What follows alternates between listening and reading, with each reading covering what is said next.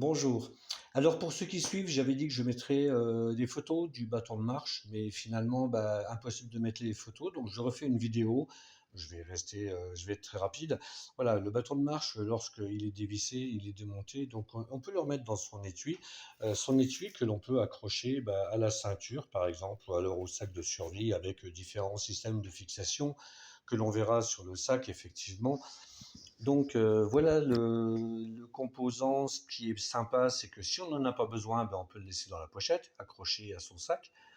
Et puis si jamais on en a besoin, on peut le ressortir sans problème. Alors pourquoi bâton de marche équipé justement un peu pour la survie? Alors le, voilà, ces deux dispositifs, ce sont des lampes que l'on met sur les vélos.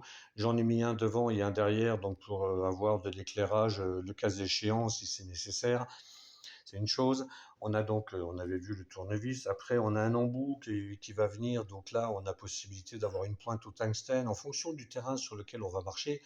Donc on a, si on marche dans la, si on, oui, si on marche dans la neige, si on enlève le caoutchouc, on a une pointe en tungstène pour pouvoir crapahuter dans des endroits qui sont un peu rocailleux ou quoi que ce soit. Ensuite, voilà, sur les pièces, donc on a possibilité, donc là c'est déjà vissé, elles sont démontées quand on le reçoit.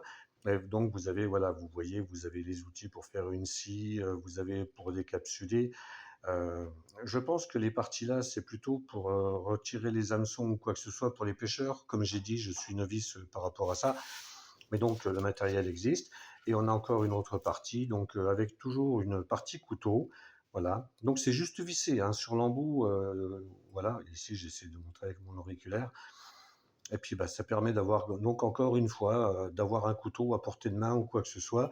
Donc ce qui peut être pratique quand même. On peut le prendre en dévissant le bâton de marche. Et lorsqu'il est fait, vous aviez vu le bâton de marche lorsqu'il est complet.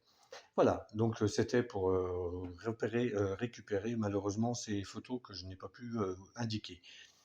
Voilà, pareil, on retrouve ça sur Internet. Ça peut toujours être utile. Voilà, merci beaucoup, je vous dis à bientôt.